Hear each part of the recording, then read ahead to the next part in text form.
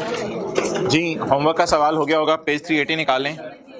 Page 380 monetary items और non monetary items revise करें और इनकी ट्रीटमेंट एक दफा पढ़ेंगे। पेज 380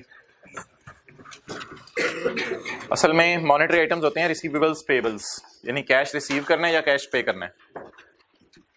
डेटर कैश रिसीव करना है, क्रेडिटर को पैसे देने हैं, loan receivable loan payable, interest receivable interest payable, gratuity payable employees को रिटायरमेंट के वक्त देने हैं, डिविडेंड पेबल शेयर होल्डर्स को डिविडेंड आपने देने हैं, पैसे देने हैं। इन इट सेल्फ भी मॉनेटरी है, मनी मॉनेटरी। लीज लाइबिलिटी आपने पे करनी है, ये मॉनेटरी आइटम है। अच्छा, नॉन मॉनेटरी कौन से हैं जिनको मनी नहीं कहा जा सकता? माना कि ये लोग मनी जनरेट करने में हेल्प करते हैं लेकिन ये रिसीवेबल्स नहीं है। आप ये नहीं कह सकते डेटर को रिसीवेबल कह सकते हैं, क्रेडिटर को पेबल कह सकते हैं, लेकिन प्लांट को रिसीवेबल नहीं कह सकते, बिल्डिंग को रिसीवेबल नहीं कह सकते, लैंड को रिसीवेबल नहीं कह सकते। तो property plant and equipment, intangibles, investment in shares, biological assets, inventories और एडवांस पेड फॉर गुड्स क्यों बताया था नॉन मॉनेटरी है? राइट टू रिसीव कैश है या राइट टू रिसीव गुड्स है? Right to receive goods. Okay, अच्छा यार इसमें वो डालने में शक एक और चीज, इन्वेस्टमेंट प्रॉपर्टी, इन्वेस्टमेंट प्रॉपर्टी ये भी नॉन मनी है, पैसे तो नहीं है। लैंड एंड बिल्डिंग आपने खरीदी हुई है, या तो उसको बेचना है या फिर उसे किराए पे देना है, तो it is non money. It is like PPE, property plant and equipment. Okay, अच्छा अब जरा इनकी ट्रीटमेंट्स की तरफ आइएगा। पहले मैं बात करता हूं नॉन मॉनेटरी आइटम्स की। एग्जांपल्स आर गिवन बिलो तो नहीं होना चाहिए था, एग्जांपल्स आर गिवन अबव, पिछले सफे पे दी हुई है ना, एग्जांपल्स आर गिवन अबव, पिछले सफे पे दी हुई है। अच्छा, नॉन मॉनेटरी और मॉनेटरी आइटम्स। नॉन मॉनेटरी है property plant and equipment, non monetary क्या है जी? Property plant and equipment. अच्छा जी, ये हमने क्लास में एंट्री की थी, प्लांट डेबिट पेबल क्रेडिट। बाद में यार प्लांट को ईयर एंड पे कुछ नहीं किया था। ये दूसरी क्लास का पहला सवाल है, अगर ऑनलाइन वालों को ये नजर आने में मसला हो रहा है, दूसरी क्लास का पहला सवाल है ये। बोले क्या एंट्री की थी? Plant debit payable credit. और फिर प्लांट को अपने हाल पे छोड़ दिया था, प्लांट में चेंज नहीं लाए थे, लेकिन ईयर एंड पे पेबल में चेंज लाए थे। क्लियर? क्योंकि प्लांट बोलें क्या है, प्लांट क्या चीज है? Non monetary. प्लांट इज, तो प्लांट को ईयर एंड पे चेंज करने की जरूरत पड़ी थी या मैंने क्रॉस कर दिया? क्रॉस कर दिया। प्लांट को ईयर एंड पे चेंज करने की जरूरत नहीं पड़ी थी। लेकिन देखें, पेबल्स को ईयर एंड पे ट्रांसलेट वर्सेस वाली कैलकुलेशन करने की जरूरत पड़ी थी, पेबल को ईयर एंड पे चेंज करने की जरूरत पड़ी थी। क्लियर? तो ये कॉन्सेप्ट है मॉनेटरी और नॉन मॉनेटरी का। तो सबसे पहले मैं प्लांट की बात करता हूं, नॉन मॉनेटरी।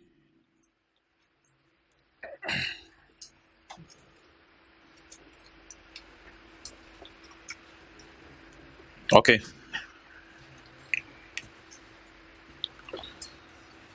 प्लांट को क्या करते हैं on initial recognition? Non monetary की एग्जांपल लिख लेना, जैसे PP, recorded at on the date of the, जिस दिन आप खरीदें उस दिन उसी रेट पे रिकॉर्ड कर लेते हैं। किसको? नॉन मॉनेटरी को। और ईयर एंड के ऊपर, और ईयर एंड के ऊपर क्या करते हैं? नो रीट्रांसलेशन इज, ईयर एंड पे प्लांट को कुछ किया है दोबारा या पेबल को छेड़ा है? प्लांट को नहीं छेड़ा। अगर आप बिल्कुल पहली क्लास की बात करें तो पहली क्लास के अंदर भी आपको इसकी एक एग्जांपल मिल जाएगी, पहली क्लास के अंदर भी आपको इसकी एक एग्जांपल मिल जाएगी। ये पहली क्लास में जो पहली एग्जांपल की थी, इन्वेंट्री डेबिट क्रेडिटर। बाद में इन्वेंट्री को नहीं छेड़ा था, इन्वेंट्री को नहीं छेड़ा था, ईयर एंड पे सिर्फ किसको छेड़ा था? क्रेडिटर को। तो इन्वेंट्री भी क्या है बोले?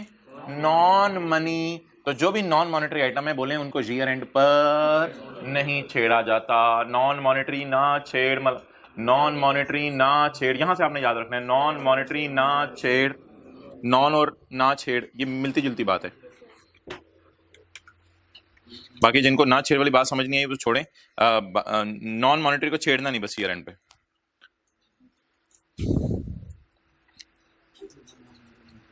Okay, non monetary year and पर ना छेड़, इनको छेड़ना नहीं है। Clear? The transaction is left eight original. एक बार प्लांट की कॉस्ट निकल आई, बस काफी है, इसको डिप्रिशिएट करते रहो, बस उसी कॉस्ट को डिप्रिशिएट करते रहो। ईयर एंड पे परेशान होने की जरूरत नहीं कि करेंसी का रेट बदल गया है। अच्छा यार, लेकिन अगर non monetary asset market value पे है तो फिर इसको ईयर एंड पे छेड़ने की वजह ये नहीं है कि करेंसी फ्लक्चुएट की है, फिर इसको ईयर एंड पे छेड़ने की वजह ये है कि इसकी जब मार्केट वैल्यू आप लेटेस्ट ले रहे हो तो फिर लेटेस्ट एक्सचेंज रेट से मल्टीप्लाई करो, जैसे कि कल इन्वेस्टमेंट प्रॉपर्टी के केस में किया था।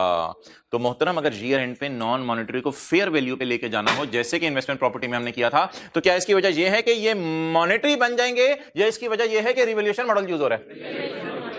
और अगर IAS 16 है तो रिवैल्यूएशन मॉडल यूज हो रहा है, और अगर इन्वेस्टमेंट प्रॉपर्टी है तो फेयर वैल्यू मॉडल यूज हो रहा है। वैसे IAS 16 के साथ मैंने आपको ये स्टैंडर्ड अभी नहीं करवाया, कोई एसेट को, बाहर के एसेट को रिवैल्यू करना, क्योंकि अभी मैंने थोड़ी सी रिवैल्यूएशन की वर्किंग्स आपको रिवाइज करानी है।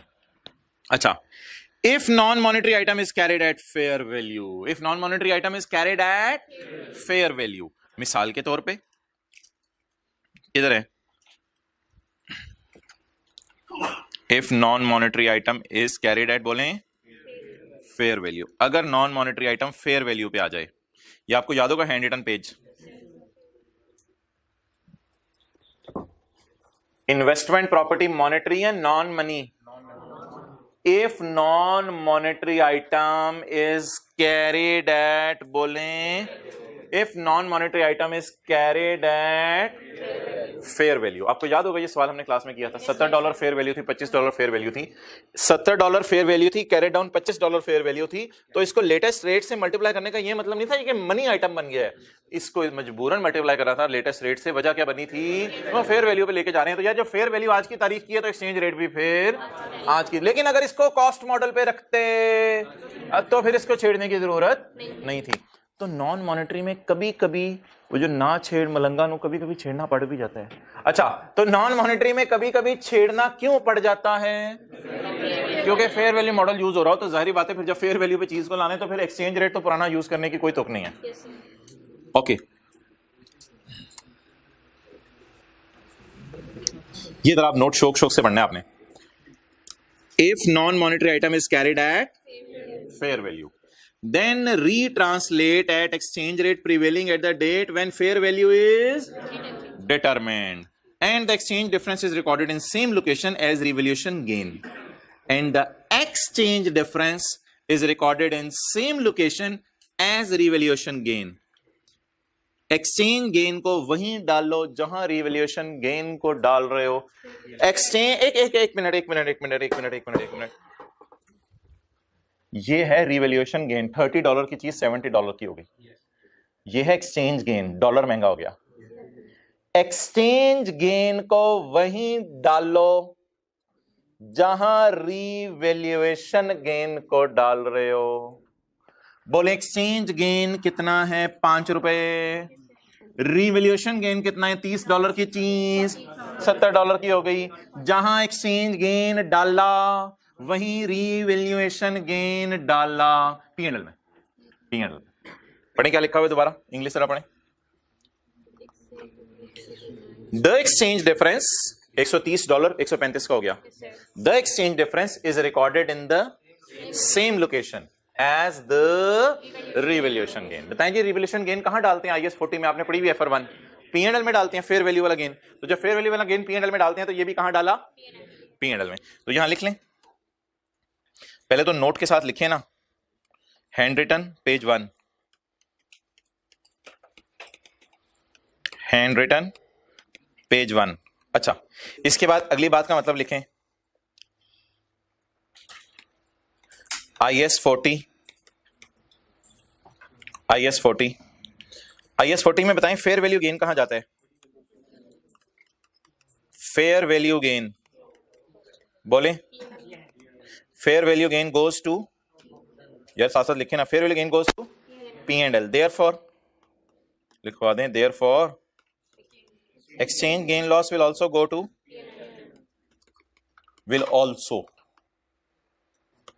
गो टू P&L।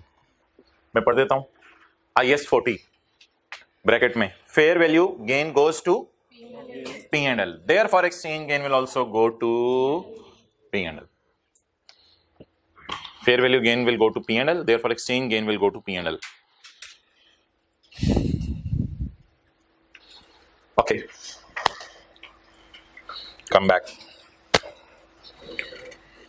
तो जी मॉनेटरी आइटम्स को शुरू में आपने क्या करना है, स्पॉट रेट पे रिकॉर्ड करना है जिस दिन खरीदा, इन्वेंट्री है, प्लांट है, शुरू में स्पॉट रेट पे रिकॉर्ड करते थे हम, और ईयर एंड पे इनको नहीं छेड़ते थे, बस प्लांट की जो कॉस्ट निकल आई शुरू में उसी को डेप्रिशिएट करते रहते। लेकिन अगर खुदा ना खास्ता फेयर वैल्यू मॉडल यूज कर रहे हो मॉनेटरी आइटम्स में, नॉन मॉनेटरी में, नॉन मॉनेटरी क्लास बनाता है, नॉन मॉनेटरी आइटम्स को जब खरीदते हैं तो किस पे रिकॉर्ड करते हैं, स्पॉट रेट पे, और ईयर एंड पे उनको छेड़ने की जरूरत नहीं है, जो कॉस्ट निकल आई बस उसी को चलाएं। लेकिन अगर नॉन मॉनेटरी आइटम्स को फेयर वैल्यू पे ले जाएं तो ऑब्वियसली फिर कैरी डाउन को भी किस पे लेके जाना पड़ेगा, फेयर वैल्यू पे, लेटेस्ट फेयर वैल्यू पे। लेकिन ऐसा करना बहालत मजबूरी है, लेकिन इसका मतलब ये नहीं होगा कि इनका नाम मॉनेटरी बन जाएगा, क्योंकि they are still receivable payable नहीं है। ओके, अब मॉनेटरी आइटम्स की बात कर लेते हैं। मॉनेटरी आइटम्स,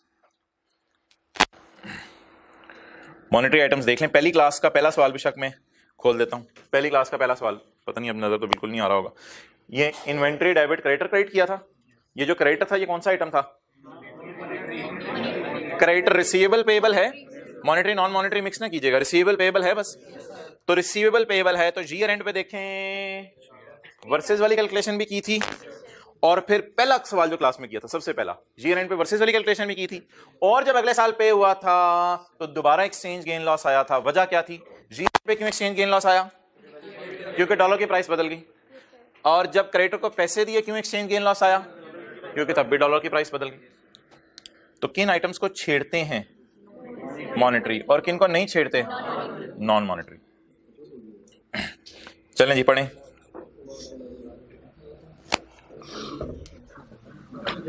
खामोश। मॉनेटरी आइटम्स, अच्छा इसने मॉनेटरी एसेट्स क्यों नहीं लफ्ज यूज किया हुआ, मॉनेटरी आइटम्स क्यों किया हुआ लफ्ज यूज, यार मॉनेटरी आइटम्स में डेटर भी हैं क्रेडिटर भी हैं, तो बड़ा चुन के लफ्ज इस्तेमाल किया उसने, मॉनेटरी एसेट्स लफ्ज यूज नहीं किया। क्या लफ्ज यूज किया, मॉनेटरी, क्योंकि आइटम तो एसेट भी हो सकता है और इसमें आपको पता है डेटर भी है क्रेडिटर भी है। On initial recognition a transaction must be translated at, शुरू में तो डेटर डेबिट सेल क्रेडिट या इन्वेंट्री डेबिट क्रेडिटर क्रेडिट किस पे करते हैं, स्पॉट रेट पे। अच्छा इसको छोड़ें। At year end, year end पे वर्सेस वाली कैलकुलेशन करते हैं, ईयर एंड पे कौन सी करते हैं, और when the transaction is settled तो पहले कैश रिकॉर्ड करते हैं और बैलेंसिंग क्या आ जाता है, गेन लॉस आ जाता है। क्लियर। तो एट ईयर एंड क्रेडिटर को क्या करते हैं, देख के बताएं, एट ईयर एंड क्रेडिटर को क्या करते हैं,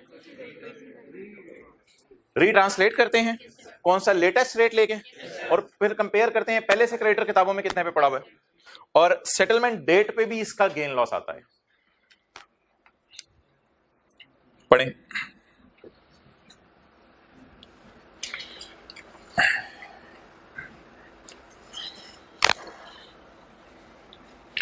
eight the end of year the monetary items, छोटा सा लिख लिया करें ना, debtor creditor, the monetary items must be translated at the rate ruling at the, छेड़ना नो, इनको छेड़ना है, must be translated, and the exchange difference is recorded in P&L, और एक्सचेंज गेन लॉस किस में जाएगा, P&L में। नोट काट दें, ये वो ऐसी गलती से तो छोड़ दें, नोट काट दें।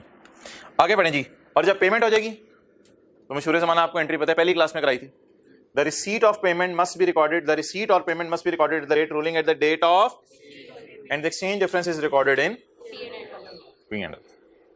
अच्छा ये एंड पे क्या नोट डाला हुआ है, ये तो आपको याद होगा, इंटरेस्ट इनकम और expenses are recorded on average rate over the period. Clear. Okay.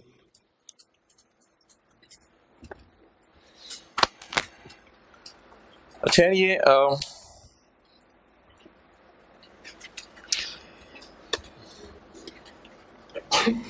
ये जो एंट्री हम करते हैं, आखिरी बात है बस,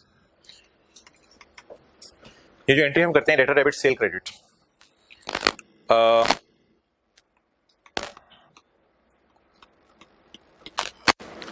अगर 12 मार्च को मैंने सेल किया है तो फिर बताएं एक्सचेंज रेट किस दिन का उठाना चाहिए डेटर डेबिट सेल क्रेडिट करते हुए, सादा सी बात पूछ रहा हूं, 12 मार्च का रेट होना चाहिए। क्लियर। लेकिन अगर हमारे फॉरेन डेटर बहुत ज्यादा हैं और हमारी फॉरेन सेल बहुत ज्यादा है, और मैं कहता हूं 12 मार्च का दूसरा वीक चल रहा है, तो अगर आपको बहुत मुश्किल हो रही है हर एंट्री अलग अलग करते हुए, तो आपके पास एक ऑप्शन स्टैंडर्ड ने दी है कि वीक का एवरेज रेट यूज कर लें।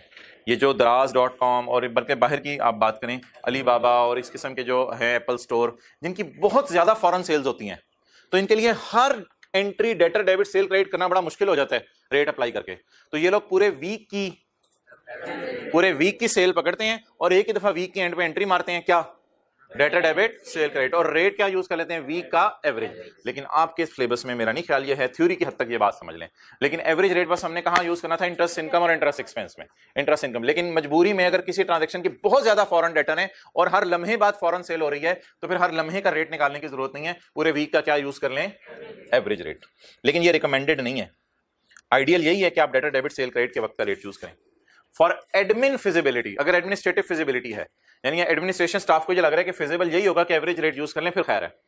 फॉर एडमिन फिजिबिलिटी IAS 20 इजाजत देता है entities to use an average rate for a time period, weekly rate और इफ द एक्सचेंज रेट, एक शर्त है इसके पीछे, if the exchange rate does not fluctuate significantly. ये कि एक्सचेंज रेट ज्यादा ना बदले, यानी डॉलर 160 का 170 का, फिर तो सिग्निफिकेंट वेरिएशन आ गई है। अगर 160 160.1 160.2 इतने पे घूम रहे तो फिर क्या ले लें, एवरेज ले लें। तो आप उर्दू में लिख लें ये एंट्री लिख के, ऐसा करें ना, पहले यहां स्टार डालें इस नोट पे स्टार डाल के सफे के ऊपर जगह निकालें और सफे के ऊपर जगह निकाल के लिखें ये एंट्री लिखें डेटर डेबिट सेल क्रेडिट, और आगे उर्दू में एक बात लिखें, इस एंट्री का रेट, इस एंट्री का एक्सचेंज रेट, इस एंट्री का एक्सचेंज रेट ट्रांजैक्शन डेट का होना चाहिए। इस एंट्री का एक्सचेंज रेट, इस एंट्री का एक्सचेंज रेट ट्रांजैक्शन डेट का होना चाहिए। ये तो आइडियल सिनेरियो हो गया, लेकिन आसानी के लिए वीक की एवरेज भी यूज की जा सकती है, लेकिन आसानी के लिए वीक की एवरेज भी यूज की जा सकती है।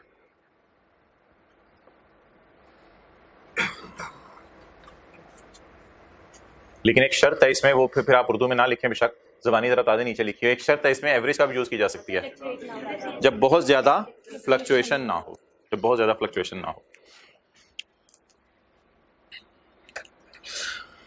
अच्छा जी यार, अब ऐसा ना करें कि बातें तो बहुत ज्यादा हो गई थी, इनको यहीं पे सम अप कर देते हैं। मॉनेटरी, ये मैं वापस आ गया हूं पेज 380 पे, और बोलें नॉन मॉनेटरी। ये जो मॉनेटरी है इनको ईयर एंड पे ट्रांसलेट करना है, यानी छेड़ना है वर्सेस वाली कैलकुलेशन में। तो बस ये बात है मेन जो सुबह से हम कर रहे हैं। और ये जो पीपी वगैरह है इनको ईयर एंड पे ट्रांसलेट नहीं करना, बस ये बात लिख लें, बाकी सारी बातें इधर उधर ही रह जानी है। पेपर पॉइंट ऑफ व्यू से ये बात याद होनी चाहिए। मॉनेटरी आइटम्स को ईयर एंड पे छेड़ना है और नॉन मॉनेटरी को ईयर एंड पे नहीं छेड़ना। हाउएवर बता दें यार आगे, हाउएवर इफ केप्ट एट, बोलें if kept at fair value, then use latest rate, then use balance sheet rate, then use balance sheet exchange rate. However, if kept at fair value, then use balance sheet exchange rate. ये तो exception है ना एक, आमतौर पे तो historical model, cost model पे चल रही होती हैं ये चीजें। However, if kept at fair value, then use balance sheet exchange rate. और इसकी मिसाल MCQ नंबर 9 किया था कल, MCQ 9 भी है, वही मिस बात की थी जो हैंड रिटन पेज 1 पे है। MCQ 9 लिख लें, हैंड रिटन पेज 1 लिख लें, एक दो मिसालें इसकी लिख लें शक, हैंड रिटन पेज 1 और MCQ जो कल किया था, दोनों में क्या किया था मोहतरम, इन्वेस्टमेंट प्रॉपर्टी को फेयर वैल्यू पे लाए थे। तो फेयर वैल्यू पे लाए थे तो मजबूरन फिर रेट कौन सा यूज करना पड़ा था, बैलेंस शीट रेट वाला। ओके बता दें हम जल्दी से, मॉनेटरी आइटम को क्या किया करना है, ये इन पे छेड़ना है, वर्सेस वाली कैलकुलेशन से गुजारना है। और plant machinery, building, intangibles, investment properties, investment in shares, इनको ईयर एंड पे छेड़ने की जरूरत नहीं है। लेकिन अगर ये फेयर वैल्यू पे चले जाएं तो ईयर एंड पे छेड़ा तो नहीं जाता, इनको बस फेयर वैल्यू पे ले आते हैं, तो उसमें लेटेस्ट एक्सचेंज रेट से मजबूरन मल्टीप्लाई करना पड़ता है। ओके इन्हीं सफों पे आगे आए, पेज नंबर 382। अच्छा ये दो एग्जांपल्स हैं, एग्जाम्पल 1 और 2,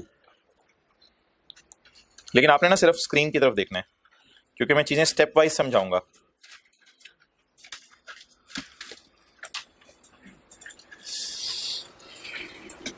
ये दो करेंसीज आज हम पढ़ने लगे हैं, एक है फंक्शनल, एक है प्रेजेंटेशन। फंक्शनल का लफ्ज तो अक्सर आपने पढ़ा भी था, लेकिन मैंने उसका मतलब नहीं समझाया था। आज मतलब जरा समझ लें, क्योंकि अभी हमने नया चैप्टर अब शुरू कर देना है। Royal Fan is a company operating in, ये Royal Fan is a company operating, नाम देखें नीचे आ जाएगा, Royal Fan is a company operating in and registered. अब ये बिल्कुल एक फ्रेश कॉन्सेप्ट है, फ्रेश माइंड के साथ, जिसकी क्लासें मिस भी हो गई हैं, अटेंटिव रहे। Royal Fan is a company operating in Pakistan and registered in Pakistan stock exchange. It buys raw material from Pakistan and sell goods in Pakistan. नीचे ना पढ़े, मुझे बता दें इसके फंक्शंस आपको क्या लग रहा है, किस करेंसी में हो रहे हैं? Buys raw material from Pakistan and sell goods in Pakistan. इसके फंक्शंस किस करेंसी में, सोच के बताएं। पाक रुपीज में। फंक्शनल करेंसी बताएं इसकी, पाक रुपी। लोकल करेंसी भी कह सकते हैं। फंक्शनल करेंसी क्या है? जिसमें इसके क्या हो रहे हैं? We will prepare journal entries in, तो इसलिए रॉयल फैन वाले सारी जर्नल एंट्रीज किस में करते हैं? पाक रुपीज में। अच्छा, प्रेजेंटेशन पता क्या होती है? प्रेजेंटेशन होती है P&L कैसे बनाएंगे, बैलेंस शीट कैसे बनाएंगे, कैश फ्लो कैसे बनाएंगे, statement of changes in equity कैसे बनाएंगे, नोट्स कैसे बनाएंगे। जर्नल एंट्रीज नहीं, प्रेजेंटेशन। तो प्रेजेंटेशन से मुराद है फाइनेंशियल स्टेटमेंट्स की प्रेजेंटेशन, प्रेजेंटेशन से मुराद है फाइनेंशियल स्टेटमेंट्स की प्रेजेंटेशन। P&L कैसे बनाएं, बैलेंस शीट कैसे बनाएं, स्टेटमेंट इन इक्विटी कैसे बनाएं, कैश फ्लो कैसे बनाएं, नोट्स कैसे बनाएं। बता दें जी, ये किस में बनाएंगे? पाक रुपीज में बनाएंगे। क्लियर? आसान आसान सी बातें चल रही है, कोई मसला नहीं। अगली एक करेंसी है, वो है फॉरेन करेंसी। ये तीसरा लफ्ज है। कौन सी currency? Royal Fan imported plant from United states.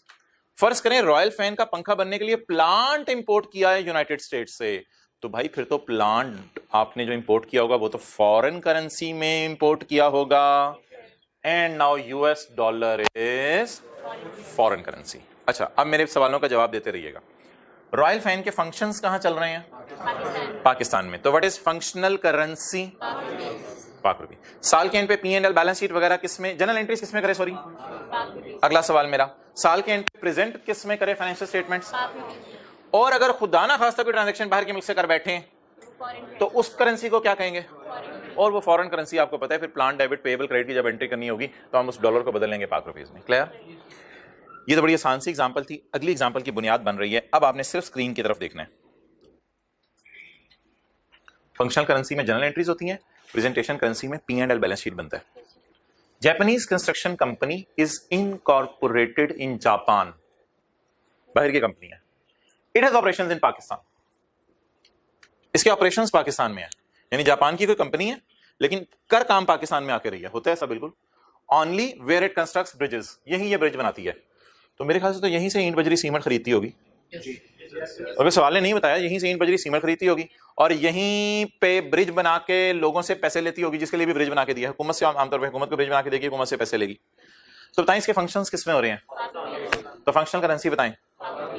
We will prepare accounting records, journal entries in, but इसके ओनर्स तो बाहर है ना, इसके ओनर्स तो बाहर हैं। जब इसके ओनर्स इसको कहेंगे कि अपने P&L बैलेंस शीट बनाओ, तो जनरल एंट्रीज हमने किसमें की होंगी? पाक रुपीज में। और P&L बैलेंस शीट किसमें बनाना पड़ेगा? जापानीज येन में। P&L बैलेंस शीट उसमें बनाना पड़ेगा। जनरल एंट्रीज पाक रुपीज में की होंगी और P&L बैलेंस शीट किसमें बनाना पड़ेगा? अच्छा, अगली बात जरा गौर से बताइएगा।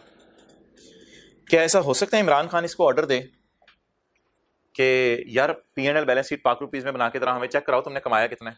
Is it possible? अगर वो इनकार कर दे तो इनका चलो निकलो हमारे मुल्क से, तो इनकार नहीं हो सकता कई जगहों पे। अब मजबूरन इसको प्रेजेंट करनी पड़ेंगी फाइनेंशियल स्टेटमेंट्स किसमें? पाक रुपीज में भी। जापानीज येन में तो बाहर के शेयर होल्डर्स के लिए करनी है, पाक रुपीज में भी प्रेजेंट करनी पड़ेंगी। तो it can also present it's accounts in if requested bye Pakistan government. अगर पाकिस्तान गवर्नमेंट रिक्वेस्ट करे तो इसको प्रेजेंटेशन करेंसी अपनी दो करनी पड़ेंगी। और अभी मैं आपको लिखवाने लगा हूं, प्रेजेंटेशन करेंसीज 25 भी हो सकती हैं। क्या मतलब? ऐसा भी हो सकता है ये जो जापान की कंपनी है, इसके थोड़े से शेयर्स अमेरिका के किसी बंदे ने खरीदे हो, थोड़े से शेयर्स हॉलैंड के किसी बंदे ने खरीदे हो, तो लिख लें प्रेजेंटेशन करेंसी एक से ज्यादा भी हो सकती हैं, 50-100 भी हो सकती हैं। ये भी लफ्ज लिखिएगा। प्रेजेंटेशन की एमसीक्यूज में सवाल आता है असल में। प्रेजेंटेशन करेंसीज एक से ज्यादा भी हो सकती हैं, 50 या 100 भी हो सकती हैं प्रेजेंटेशन करेंसीज। प्रेजेंट ही करने हैं ना अकाउंट्स, जिस मर्जी में प्रेजेंट कर दो, जहां की डिमांड है उसके मुताबिक प्रेजेंट कर दो। जी हाँ, लेकिन जो शेयर होल्डर्स हैं जिन्होंने पैसा डाला हुआ है वो जापान में है। अब जापान वाले शेयर होल्डर्स ने कहा मेरे लिए भी P&L बैलेंस शीट बना दो, बना के देना पड़ेगा हमें। पाकिस्तान की हुकूमत ने कहा मुझे भी P&L बैलेंस शीट बना के दे दो, बना के देना पड़ेगा हमें। यही जापानीज कंपनी चली जाए किसी मुल्क में लोन लेने के लिए, जर्मनी वाले कहें यार अपना P&L बैलेंस शीट दिखाना हमारी करेंसी में, हमें उसमें भी बना के देना पड़ेगा। तो प्रेजेंटेशन करेंसीज कई हो सकती हैं। हाँ जस्ट ओके। और इन द एंड यार आपको पता है अगली करेंसी कौन सी है? फॉरेन। वो तो सिंपल सी चीज है, उसमें क्या मसला है? Japanese construction company imported a plant from US. Plant जो उसको जरूरत पड़ी वो उसने यूनाइटेड स्टेट से मंगवा लिया, लेकिन उस करेंसी को फिर हम क्या कहेंगे? Foreign currency. क्लियर? अच्छा मोहतरम, एक बड़ी इंटरेस्टिंग बात मैं आपसे करने लगा हूं।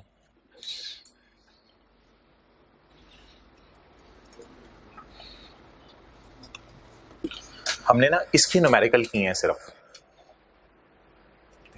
गौर से देखें, गौर से देखें। रॉयल फैन कोई कंपनी है, बाहर के मुल्क से प्लांट मंगवा ले, एंट्रीज करना आती है आपको, प्लांट डेबिट पेबल। हमने बदला है अभी तक सारे सवालों में फॉरेन करेंसी को फंक्शनल करेंसी में, ऐसा ही है। हमने सवालों में फॉरेन करेंसी को किस में बदला है? सवालों में लिखा होता था फंक्शनल करेंसीज रुपीज, फंक्शंस हमारे रुपीज में हो रहे हैं, और हमने बाहर के मुल्क से प्लांट मंगवा लिया। तो अभी तक हमने किसको किस में बदला है? कितने न्यूमेरिकल हमने किए हैं, हत्ता के लोन रिसीवेबल पेबल के न्यूमेरिकल ज़हन में लाए। लोन बाहर के मुल्क से लिया तो फॉरेन करेंसी में लिया, और हम पाकिस्तान में अपने फंक्शंस कर रहे हैं, तो हमने डॉलर लोन को पाक रुपीज लोन में बदला था। हमने सिर्फ इसके न्यूमेरिकल किए हैं। एक चीज आईकैप ने इस सफर डाली है सिलेबस में, लेकिन वो आईकैप को ईमेल किया है, कुछ टीचर्स की नज़र में वो बिल्कुल सिलेबस का पार्ट नहीं है, वो फिर मैं देखूंगा आपको करानी है या नहीं। वो आईकैप ने एक ये चीज़ डाल दी है, फंक्शनल करेंसी को फिर प्रेजेंटेशन करेंसी में भी कन्वर्ट किया जाता है। लेकिन ये चीज़ हमने क्लास में ना डिस्कस किया न्यूमेरिकली, और ना इस वक्त मेरे स्कोप में है। ये अगर डिस्कस करनी हुई तो फिर मैं इंशाल्लाह डिस्कस कर लूंगा। बहरहाल लीव इट। ये बात नोट कर लें, अभी तक हमने क्या किया है, जल्दी से नोट कर लें। अभी तक हमने क्या किया है? अभी तक हमें सवालों में कौन सी करेंसी दी होती थी? Foreign currency. कभी बाहर के मुल्क से हम बोलना शुरू कर दें, कभी बाहर के मुल्क से हम प्लांट खरीद रहे होते थे फॉरेन करेंसी में, कभी हम फॉरेन सेल कर रहे होते थे, कभी हम फॉरेन क्रेडिटर से चीजें खरीद रहे होते थे, कभी हम फॉरेन बंदे से लोन ले रहे होते थे, कभी फॉरेन बंदे को लोन दे रहे होते थे। ओके अच्छा जी, अब आप हजरात मुझे बता दें फंक्शनल करेंसी कौन सी होती है जिसमें हमारे फंक्शंस हो रहे हो डे टू डे के। अच्छा नेक्स्ट, प्रेजेंटेशन करेंसी कौन सी होती है? जहां हमने P&L बैलेंस शीट और statement of change in equity cash flow जिसमें बनानी है। और फॉरेन करेंसी क्या होती है? फॉरेन करेंसी होती है जिस भी मुल्क में जाके कोई चीज खरीद लें बेच दें आप, that is called as foreign currency. अब मोहतरम इनकी डेफिनेशंस हैं, वो आप सफ़े के टॉप पे आ जाएं और इनकी डेफिनेशंस पढ़ें।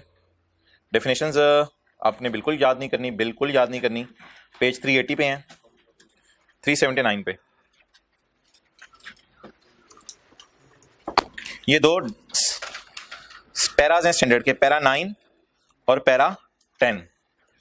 अच्छा ये जरा हाईलाइट कर लें, स्टैंडर्ड के पैरा 9 और पैरा 10। मैं पहले सफ़े पे हूं चैप्टर के। सबसे पहले जी फंक्शनल करेंसी। कौन सी करेंसी? वो जो रॉयल फैन और बाहर के मुल्क वाली कंपनी पाकिस्तान में ही डील कर रही है, फंक्शन सारे पाकिस्तान में है। The currency of primary economic environment in which an entity operates. Economic environment, legal नहीं हो सकता है जापान की कंपनी के लीगल रूल्स इधर भी को फॉलो हमें करने पड़े हो जापान की कंपनी को, लीगल एनवायरनमेंट नहीं। The currency of primary economic environment in which an entity operates. Okay, normally it is refer to as, functional की बात हो रही है, normally it is refer to as journal entries are made in this currency. अच्छा कुछ लोगों को ना पता नहीं चलता कि हमारी फंक्शनल करेंसी है कौन सी, तो स्टैंडर्ड कहते हैं मैं आपको कुछ हिंट्स दे रहा हूं जहां से आपको पता चल जाया करेगा ये आपकी करेंसी कौन सी है। कुछ लोगों को हिंट्स मिलने के बाद भी पता नहीं चलता कि हमारी फंक्शनल करेंसी कौन सी है, तो स्टैंडर्ड कहते हैं फिर मैं कुछ और हिंट भी आपको दे देता हूं, शायद यहां से आपको अंदाजा हो जाए आपकी फंक्शनल करेंसी कौन सी है। लेकिन इन बातों की शुक्र है एग्जांपल्स हमारे स्कोप में नहीं है, इनको सिर्फ एक दफा पढ़ना है। मेरा तो ख्याल से पढ़ना भी नहीं है, स्टैंडर्ड का पैरा आपने पेपर में खोल लेना है। एमसीक्यूज में सवाल आता है कौन से प्राइमरी इंडिकेटर हैं, कौन से सेकेंडरी इंडिकेटर हैं, तो दोनों में से टिक करके बता दो कौन से प्राइमरी हैं कौन से सेकेंडरी हैं। प्राइमरी इंडिकेटर और सेकेंडरी इंडिकेटर क्या मतलब? जैसे लीज में नहीं होता था, ये लीज फाइनेंस एज ऑपरेटिंग, ये जरा चीजें पढ़ के बता दो फाइनेंस एज ऑपरेटिंग। तो ये चीजें पढ़ के अगर आपको पता चल जाए कि इनमें से कोई चीज हो रही है तो इसका मतलब है ये आपकी कौन सी करेंसी बन जाएगी। तो भाई पहले कोशिश करें ये वाली चीजें देखें। तो रॉयल फैन की बात कर लें, the currency that mainly influence sale price. Sale price तो रॉयल फैन की पाकिस्तान में ही तय हो रही है for goods and services. The currency of the country, बिल्कुल याद नहीं करनी है, the currency of the country whose competitive forces and regulations mainly determine the sale price. सारी बात है, कंपटीशन तो होगा दूसरी कंपनीज का, फिर ये सेल प्राइस कभी बढ़ा देता होगा, कभी कम कर देता होगा। The currency that mainly influence labour, material and other cost of providing goods और सर्विसेज। तो मटेरियल, लेबर वगैरह पाकिस्तान से हम खरीदते हैं, इसलिए प्राइमरी इंडिकेटर से ही हमें पता चल गया कि रॉयल फैन की फंक्शनल करेंसी कौन सी है, पाक रुपीज। अगर फिर भी आपको पता नहीं चल रहा तो फिर कौन से इंडिकेटर्स हैं, सेकेंडरी। ये क्या होता है, currency in which funds are generated by issuing debt and equity. उधार कहां से ले रहे हैं और सरमाया जब बिजनेस शुरू हुआ था कहां से लिया था, ये प्राइमरी इंडिकेटर नहीं है। कौन सा इंडिकेटर है, सेकेंडरी। और अगली चीज, इनकी एग्जांपल्स नहीं मैं करा रहा क्योंकि वो स्कोप में नहीं है, सिर्फ इनके नाम पढ़ लें। The currency in which receipts from operating activities are retained. Retained का मतलब होता है बैंक में जमा करवाएं।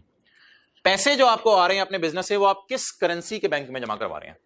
The currency in which receipts, receipt से मुराद sale, the currency in which sale from operations are usually, बिल्कुल नहीं, ना समझना इन चीजों को, ना याद रखना है, बस स्टैंडर्ड खोल के देख लेना कभी एमसीक्यू आ गया कौन सा प्राइमरी इंडिकेटर है और कौन सा। ये देखो, ये बिल्कुल सवाल जहन में आने थे। कुछ लोग होते हैं जो पाकिस्तान में भी चीजें बेच रहे हैं, बाहर भी चीजें बेच रहे हैं। कुछ लोग होते हैं जो फंड बाहर से भी जनरेट करते हैं, पाकिस्तान से भी करते हैं। ये एग्जांपल्स शुरू हो गई हैं अब। तो इस डिस्कशन की तरफ मैंने कि हमने नहीं जाना, हमने सिर्फ प्राइमरी और सेकेंडरी इंडिकेटर्स के पैरा स्टिक कर लेने हैं स्टैंडर्ड में, बस। इससे ज्यादा डिस्कशन हमारे स्कोप में नहीं। ओके मोहतरम, हाँ, प्राइमरी और सेकेंडरी का मतलब आप बता दें। इकोनॉमिक एनवायरनमेंट, इकोनॉमिक एनवायरनमेंट क्या है, पाकिस्तान की इकोनॉमिक एनवायरनमेंट रॉयल फैन को हिट कर रही है, जी बिल्कुल। जापान वाली कंपनी को भी पाकिस्तान की एनवायरनमेंट हिट कर रही है, इकोनॉमिक एनवायरनमेंट। लीगल एनवायरनमेंट शायद वो स्टॉक एक्सचेंज में बाहर के मुल्क वाले में रजिस्टर हो, तो लीगल एनवायरनमेंट देखनी है या इकोनॉमिक एनवायरनमेंट। अगेन ये भी वैसे डिस्कशन मकसूद नहीं थी, चलें आगे। ये क्या लिखा हुआ है, the functional currency is not necessarily the currency of country in which entity is based but normally it is. ऐसा जापान वाली कंपनी बेस कहां कर रही है, लेकिन उसकी फंक्शनल करेंसी तो येन नहीं है, उसकी फंक्शनल करेंसी तो पाक रुपीज है। अच्छा, रॉयल फैन कहां बेस कर रही है और उसकी फंक्शनल करेंसी भी, तो ज्यादातर कंपनीज पाकिस्तान में ही हैं और उनकी फंक्शनल करेंसी भी पाकिस्तान की है। लेकिन कोई इक्का दुक्का अगर बाहर की आ जाए तो वो बेस कहां कर रही है, बाहर, और फंक्शन कहां कर रही है। अब जरा पढ़ेंगे फिक्रा, functional currency is not necessarily the currency of country in which entity is, जरूरी नहीं जहां आप बेस कर रहे हैं वही आपकी फंक्शनल करेंसी है। जैसे कि जापान वाली कंपनी बेस कहीं और कर रही है और फंक्शनल करेंसी पाकिस्तान की है, बट आमतौर पे तो ऐसा हो ही जाता है। कैसे, रॉयल फैन बेस भी पाकिस्तान में कर रही है और फंक्शंस भी पाकिस्तान में कर रही है। बेस से मुराद स्टॉक एक्सचेंज में जहां लिस्ट हुई हुई है, स्टॉक एक्सचेंज जहां इसने अपने आप को रजिस्टर कराया। फॉरेन करेंसी की डेफिनेशन स्टैंडर्ड्स के डेफिनेशन के पैरा में दी हो गया, currency other than functional is foreign.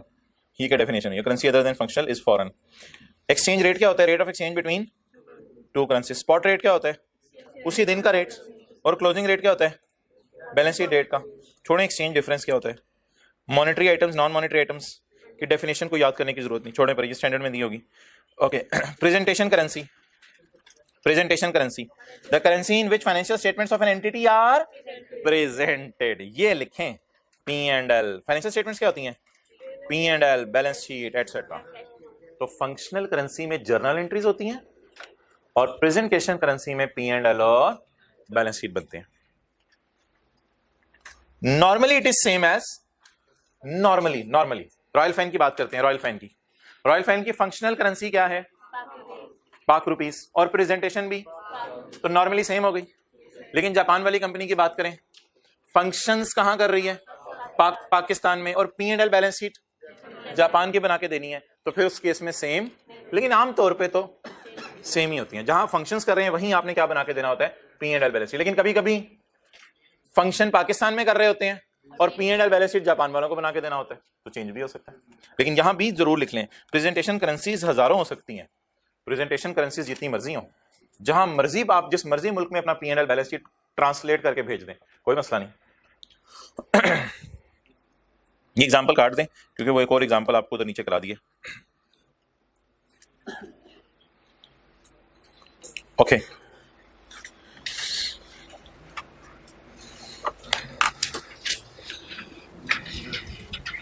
And पे आए चैप्टर के।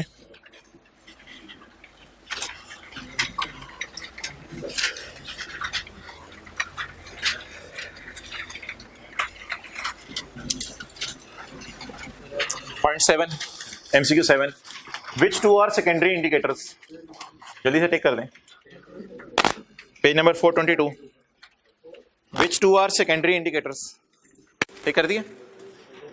विच two are the secondary indicator, secondary याद है? वैसे याद नहीं रखने थे, आप सफा खोल के देखें, याद तो पेपर में नहीं रखने। कौन सा वाला? The currency in which funds from financing activities are generated, A take करें। यार ये बी तो पता नहीं क्या इसने डाला, ये तो हमने शायद पढ़ा भी नहीं। The currency in which countries registered, ऐसा ना तो ये प्राइमरी है ना सेकेंडरी है, ये तो हमने कहीं भी नहीं पढ़ा। ऐसी जाहिर बात है जब एमसीक्यू में बात आएगी तो इधर उधर की बोंगियां आएंगी ना, तो ये चीज देखी देखी लग रही है या ऐसी कोई बात नहीं पड़ी। तो एमसीक्यूज ऐसे किया करेंगे पेपर में, जो देखी देखी बातें होंगी वो नजर आ जाएंगी, जो अनदेखी होंगी उनको इग्नोर करना पड़ेगा। Next, the currency in which receipts from operations are usually retained, इसे टिक करेंगे। ये देखी देखी तो लग रही है लेकिन ये सेकेंडरी नहीं है, ये कौन सा इंडिकेटर है? तो किस किस को टेक करेंगे? लेकिन प्लीज आपने कुछ भी नहीं करना, लिखने स्टैंडर्ड का पैरा 9 और 10 खोल के देख लेना अगर भूला हो। और 2 ही पैराज मैंने टिक करवाए हैं, स्टैंडर्ड का पैरा 9 और पैरा 10। 9-10 लिख लिया आप लोगों ने, घर जाके सोच रहे हैं 9-10 क्या है। अच्छे बच्चों ने लिखा पैरा।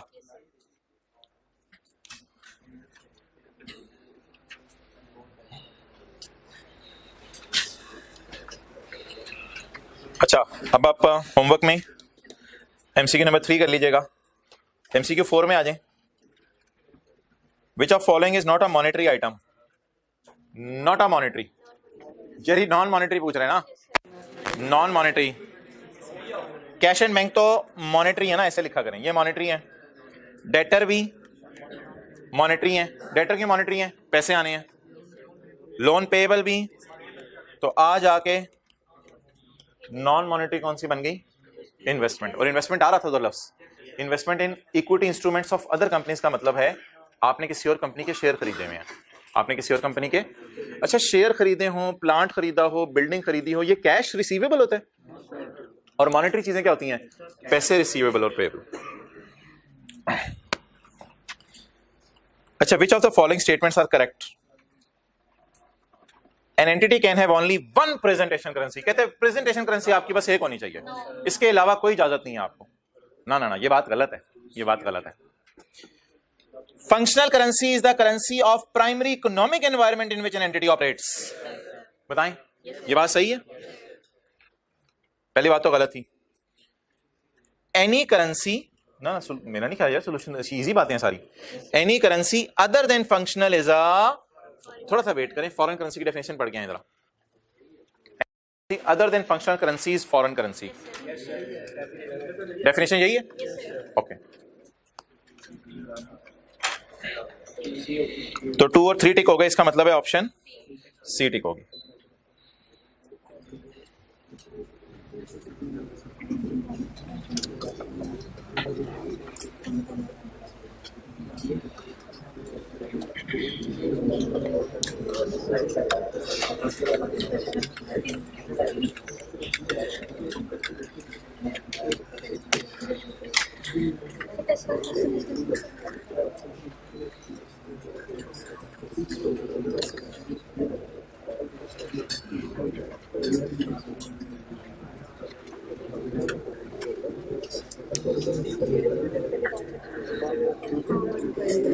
ओके,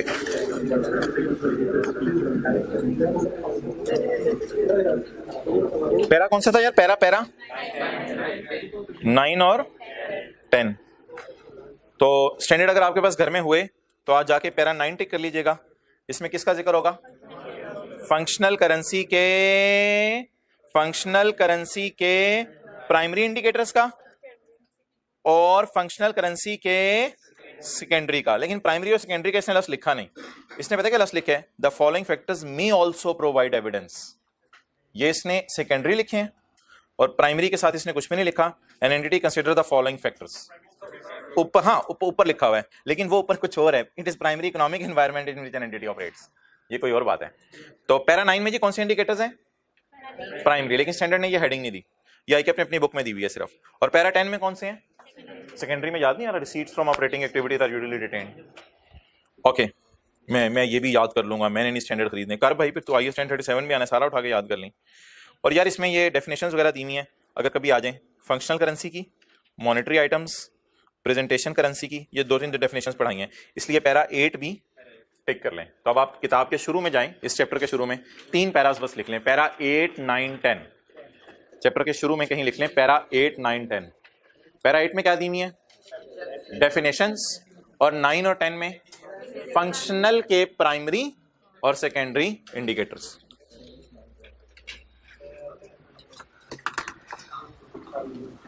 चलें यार, बस ओवर होगी, न्यूमेरिकल शुरू करें। इधर आओ। अच्छा, कल आपने मुझे याद कराने सुबह आते ही 5 मिनट ये सारी थ्योरी जरा रिवाइज करनी है, जितनी भी आज पढ़ी है हमने। अच्छा मोहतरम,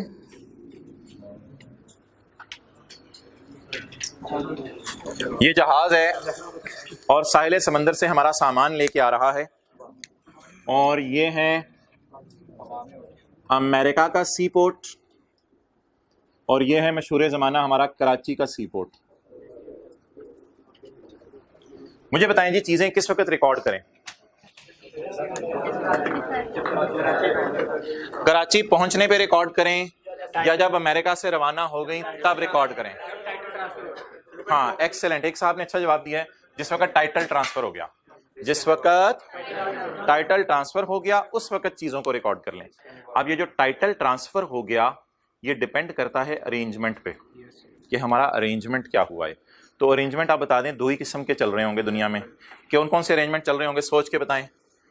कभी कभी ऐसा होता होगा कि बाहर के बंदे से हम कहते होंगे, अब बाहर का बंदा हमें कहता होगा चीज मंगवा, तो हम कहते होंगे अच्छा ठीक है मैं चीज मंगवा लेता हूं। अब बाहर का बंदा इतना तगड़ा और स्ट्रांग होता है, कहते हैं यहीं से चीज तेरी है, एग्रीमेंट में लिख देता है यहीं से चीज तेरी है। अब रास्ते में जो मर्जी हो, हमारा नुकसान हुआ है, तो फिर ऐसी सूरत में हमें चीज मजबूरन कब रिकॉर्ड करनी पड़ेगी? जब यहां से रवाना होगी। कई दफा बाहर का बंदा तगड़ा नहीं होता, बाहर का बंदा मजबूत नहीं होता, और बाहर का बंदा डॉन नहीं होता, हम उसे कहते हैं चीज भिजवा दे, यहां पे पहुंचेगी तो मेरी है, रास्ते में डूब गई तो मैंने पैसे नहीं देने। तो it depends upon the arrangement, जो मर्जी अरेंजमेंट आप कर लें, ये अरेंजमेंट के ऊपर डिपेंड करता है कि अरेंजमेंट क्या हुआ है। अच्छा, अब अरेंजमेंट जो भी हो, अंग्रेजों ने ना इसके 2 नाम बना दिए हैं। अगर पेपर में लिखा हो FOB, ये फ्री ऑन बोर्ड कोई लफ्ज है, उसकी एब्रीवेशन है, छोड़ें। अगर मैं पेपर में लिखा हो FOB, तो आपने चीजें रिकॉर्ड करनी है जैसे ही चीजें कहां से रवाना हो गई, अमेरिका से रवाना होगी, आपने चीजें रिकॉर्ड कर लेनी है। और अगर पेपर में लिखा हो CIF, ये कॉस्ट इंश्योरेंस फ्रेट कोई लफ्ज से पता नहीं क्या है, छोड़ें। अगर पेपर में लिखा हो CIF, तो आपने चीजें कब रिकॉर्ड करनी है? हमने, पाकिस्तानी बंदे ने चीजें कब रिकॉर्ड करनी है? जब कहां आ जाएं? कराची सी पोर्ट पे। कुछ नहीं, मैं किताब का सफा खुलवा रहा हूं, किताब ना नोट करें, किताब का सफा खोलें और न्यूमेरिकल शुरू करें। किधर है जी? नहीं, ये फ्री ऑन बोर्ड वगैरह है कहीं एक पेज पे लिखा 380 जी। मैं सवाल लेता हूं,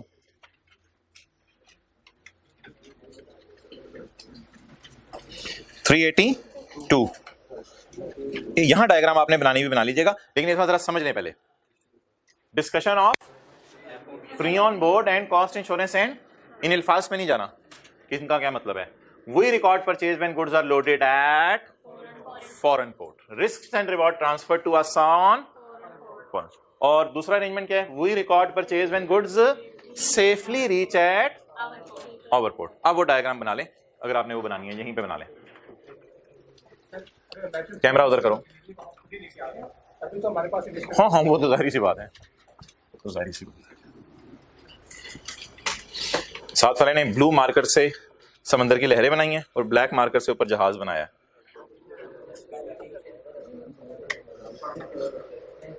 मछली नीचे बना दें।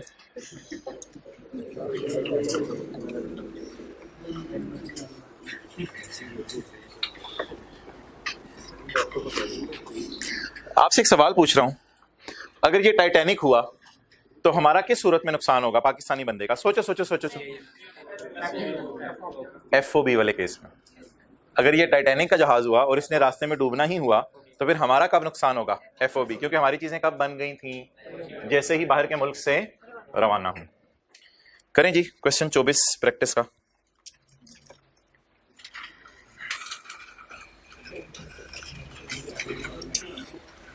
पांच 7 मिनट इस पे लगाएं, फिर अगला टॉपिक शुरू करना है। ये सवाल पर जनरल एंट्रीज हैं।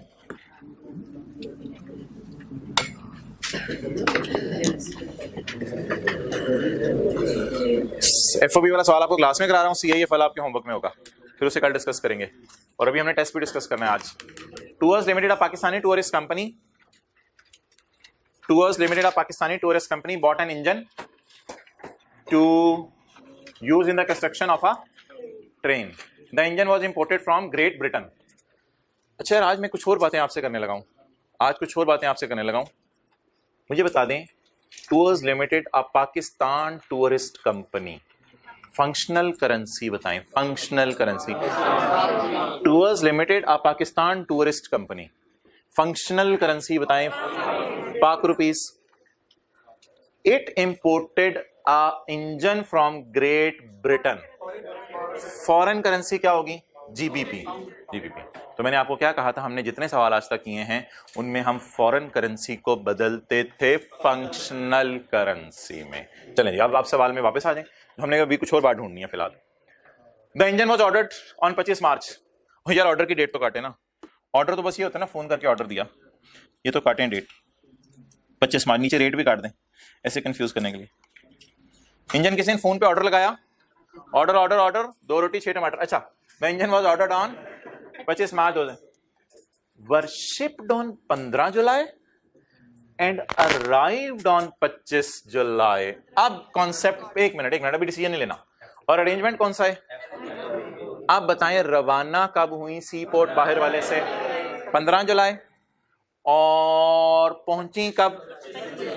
आप बता दें, मैं चीजों को कब रिकॉर्ड करूं? जब रवाना हुई तो इस दिन रिस्क एंड रिवॉर्ड हमारे हो गए, तो इस दिन हम चीजों को रिकॉर्ड करेंगे, क्योंकि अरेंजमेंट कौन सा है? एफओबी वाला। क्लियर? ओके। अच्छा, हमारा नेचर ऑफ बिजनेस क्या है? हमने मंगवाया क्या? इंजन। और शायद हमने क्यों मंगवाया इंजन? हमने एक ट्रेन बनानी है, हमने ट्रेन बनानी है, खुद बना रहे हैं। The train is to be use to transport tourist. जाहिर बात है, ट्रेन पे आपने गुड्स तो नहीं लेके जानी, टूर्स कंपनी आपका नाम है। The train was completed on eight a further cost of 55,000। क्योंकि इंजन की भी खर्चा आता है, बाकी चीजें भी तो, टायर वगैरह भी तो लगाए होंगे, पता नहीं किस जमाने की बात है। ट्रेन बन रही है 55,000 में, बाकी चीजें लगी। And were available for use on, and were first brought into use on. अच्छा जी, यहां पे मुझे जरा सोच के बताएं, इन तीनों बातों का क्या मतलब है? ये 16 शुरू कर दिया इसने, या ये 16 शुरू हो गया है? ट्रेन किस दिन मुकम्मल हुई? मेरे ख्याल से अगस्त के महीने में ट्रायल रन वगैरह, टेस्ट रन वगैरह हुए होंगे, इसलिए उसने लिखा है available for use on come September. तो मुझे बता दें, डेप्रिशिएट किस दिन से करना है? 1 सितंबर से। 1 सितंबर से आप डेप्रिशिएट करना शुरू करेंगे। And were first brought into use on 1 अक्टूबर। इस लाइन को काट दें, क्योंकि अवेलेबल फॉर यूज वाले दिन से डेप्रिशिएट करते हैं, या जिस दिन आपकी फिजिकली यूज शुरू हुई। The train has a residual value of 30,000 and useful life of 10 years. Tours Limited paid the British specialist on settlement date है ना, ये तो लिखते हैं सेटलमेंट डेट, इसे हमने पैसे दे दिए। और सेटलमेंट डेट की क्या खासियत होती है? सबसे पहले कैश रिकॉर्ड होता है। इसका मतलब है चीजें उधार पे खरीदी हुई हैं, इसका मतलब है कैश ट्रांजैक्शन नहीं है। तो जो पहली वाली हम एंट्री करेंगे उसमें पेएबल बनाएंगे या कैश क्रेडिट करेंगे? ये तो छोड़ें, ये जब सवाल खुलेगा तो देख लेंगे ये क्या चीजें आ रही हैं। चलें जी, लेट्स स्टार्ट। पहली जनरल एंट्री, तारीख बताएं यार पहली। ना ऑर्डर वाली तारीख मैं नहीं पूछ रहा। 15 जुलाई 15 जी, 15 जुलाई 15।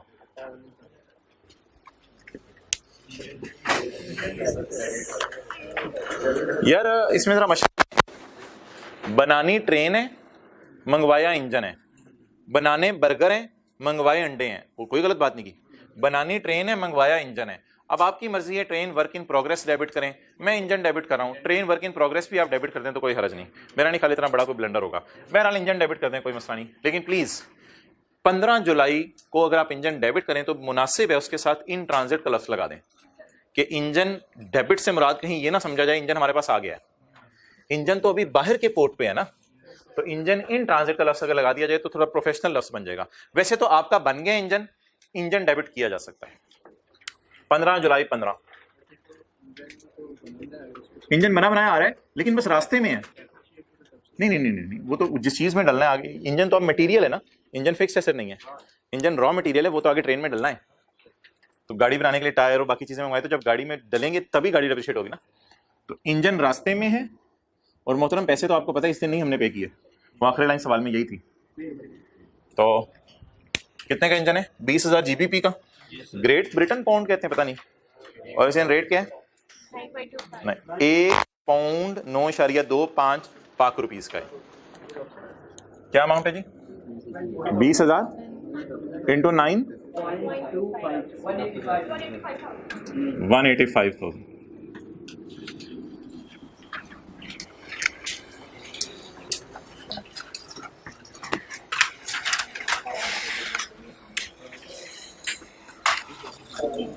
ओके ये देखो, ये पानी की लहरें हैं, ये फॉरेन पोर्ट है, ये लोकल पोर्ट है। तो जिस दिन फॉरेन पोर्ट से रवाना हुआ वो क्या तारीख थी? उस दिन हमने क्या एंट्री की? Engine in transit debit payable credit. अच्छा यार, इधर अब 25 जुलाई को 2 एंट्रीज में बोलने लगा हूं, दोनों की इजाजत है पेपर में। आप वो एंट्री बताइएगा जिससे आगे काम आसान हो जाए। मैं 2 एंट्रीज बोलने लगा हूं। एक entry engine debit engine in transit credit, बस engine debit engine in transit credit. वो जो इन ट्रांजिट था वो खत्म हो गया, अब आ गया। दूसरी एंट्री एक ये भी तो कर सकता हूं, ये गौर से सुनिएगा, train work in progress debit engine in transit credit. बस अब इंजन आगे ट्रेन बननी शुरू होगी ना, ये समझ लें। दूसरी एंट्री से जरा आगे टाइम सेव हो जाएगा, वरना शायद कोई और एंट्री भी दोबारा करनी पड़े। हाँ वो साल के अंदर, वो बात आपकी ठीक है, समझने के लिए इनके कर रहा हूं जी। बोलें बोलें बोलें, इस दिन बोलें। 2 एंट्रीज हो सकती हैं, दोनों सही हैं पेपर में, इंशाल्लाह दोनों के सही मार्क्स मिलेंगे। पहली engine debit engine in transit credit, और दूसरी entry train work in progress debit और इंजन इन। मैं दूसरी कर रहा हूं जी। किस दिन इंजन आया? 25 जुलाई। जिस दिन आ गया ना, उस दिन इन ट्रांजिट का अकाउंट तो फौरन किताबों से फारिग करें, क्योंकि nothing is in transit now. इस अकाउंट को तो किताबों से फौरन बाहर निकालें। ना ना ना ना, करेंसी रेट अब ना देखो, ये इंजन नॉन मॉनेटरी है यार। लेवल अब आपका थ्योरी पढ़ने के बाद तो लेवल आसमाना पे। ये इंजन क्या है? पहले फंक्शनल और फॉरेन की डिस्कशन शुरू कर दी हमने। अब हमने मॉनेटरी नॉन मॉनेटरी मॉनेटरी, ऐसा ही है। ये नॉन मॉनेटरी आइटम है और ये मॉनेटरी। अब इंजन को छोड़ें, अब आपने एक्सचेंज रेट नहीं देखना, इंजन को अपने हाल पे छोड़ दें। बस कितना है? 180, बस इसको अब 185 पे रखना है। अब आपने करेंसी के रेट से नहीं कुछ खेलना, क्योंकि 25 जुलाई का भी शायद उसने रेट दिया हुआ है मेरे ख्याल से परेशान करने के लिए। 25 जुलाई का भी रेट दिया हुआ है, लेकिन 25 जुलाई को सिर्फ क्या हुआ है? इंजन आया है जो ऑलरेडी डेबिट हो चुका था। तो इसलिए ये कौन सा आइटम है? Non monetary. और ये नॉन मॉनेटरी है, तो इसको अपने हाल पे छोड़ें, ना छेड़ें। हाँ एक और एंट्री हमें करनी पड़ेगी। ट्रेन बनना शुरू हो गई है जैसे ही क्या आ गया? इंजन आ गया। चलें जी, अगली एंट्री आगे आ जाए जी। Train was completed on 31 July 15 at a further cost of 55,000 का खर्चा और हो गया ट्रेन पे। अब जाहिर बात है इंजन तो नहीं होगा, टायर वगैरह बाकी चीजें जोड़ी होंगी। किस दिन? 31 जुलाई 2015। ट्रेन पे और खर्चा हुआ है। Train work in progress complete हो गया। सबर करो सबर करो, सबर सबर सबर सबर। 1 मिनट में आपसे पूछ लेता हूँ और कौन सी एंट्रीज के ऑप्शंस हैं, वो भी सही होंगी इंशाल्लाह। Train work in progress debit cash credit. अच्छा, मेरी सजेशन सी है कि आप जो ट्रेन आपने कंप्लीट करनी है ना, उसकी एंट्री यकम सितंबर को ही कर दें, बजाय कि 31 जुलाई को करें। ट्रेन की जो मुकम्मल होने की एंट्री है ना, वो यकम सितंबर को कर दें। माना कि ट्रेन पे खर्चा होना बंद हो गया है, लेकिन ट्रेन को महीना शायद हमने चला चलू के कुछ देखा हो, तो कुछ और भी खर्चा हुआ हो, लेकिन वो सवाल ने दिया नहीं। तो 31 जुलाई को ट्रेन माना मुकम्मल हो गई है, लेकिन काबिल इस्तेमाल हालत में कब से आई है? फर्स्ट। तो पेमेंट बीच में आ रही है? बीच में आ रही है, वेल डन, एक्सेलेंट। पेमेंट बीच में एंट्री कर दो।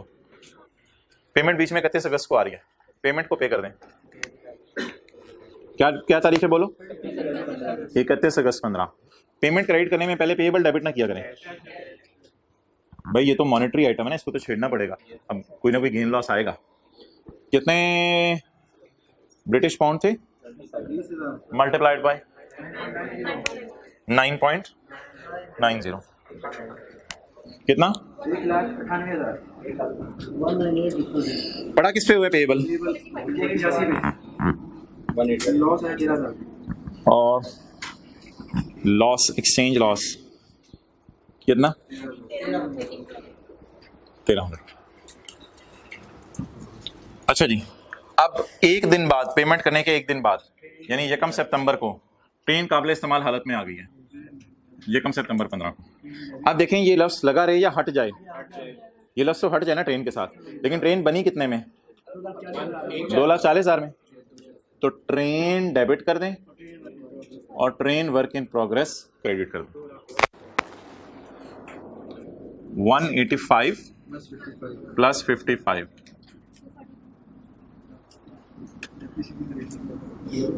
247।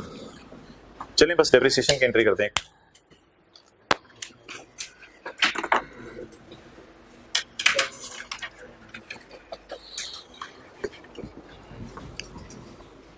भाई आप ऐसे समझो ना, आप जरा गौर से देख रहे हो, इस दिन इंजन आ गया था, इस दिन और खर्चा हुआ ट्रेन पे, तो हमने कहा ट्रेन बन रही है, ट्रेन बन रही है। जिस दिन सवाल ने लिखा ट्रेन काबिल इस्तेमाल हालत में आ गई है, उस दिन ये लफ्ज साथ हटा दो, यानी कि एक चीज तैयार खड़ी है, आप उसके वर्क इन प्रोग्रेस लफ्ज लिखो, बड़ा बुरा लगेगा। तो बस ये एक एंट्री है वर्क इन प्रोग्रेस के लफ्ज को हटाने की। वर्क इन प्रोग्रेस का लफ्ज हटाने के लिए वर्क इन प्रोग्रेस क्रेडिट और ट्रेन डेबिट। अच्छा डिप्सी निकाल लें, निकाल ली जी मोहतरम। लाइफ कितनी है ट्रेन की? 10 years। और रेजिडुअल वैल्यू 30,000। 31 दिसंबर है ईयर एंड, 31 दिसंबर 15 जी बोलें जी। कॉस्ट 240 माइनस 30,000 डिवाइडेड बाई 1 सितंबर को ट्रेन काबिल इस्तेमाल हालत में आ गई है। सितंबर, अक्टूबर, दिसंबर 7,000। अच्छा भाई एक बात याद रखा करें, क्लास वर्क का सवाल जरूर किया करें घर में जाके। कुछ लोग सिर्फ होमवर्क का सवाल करते हैं, क्लास वर्क का सवाल मेन होता है जिसकी बुनियाद पर बेस बननी होती है। वो कम टाइम में हो जाता है क्योंकि आपने क्लास में एक दफ़ा किया होता है, लेकिन हिम्मत करके क्लास वर्क का सवाल भी एक दफ़ा कर लिया करें। ये सवाल तो जरूर कीजिएगा। उधर ही रखो कैमरा। अब नया टॉपिक क्या शुरू करना, टेस्ट की डिस्कशन कर लेते हैं।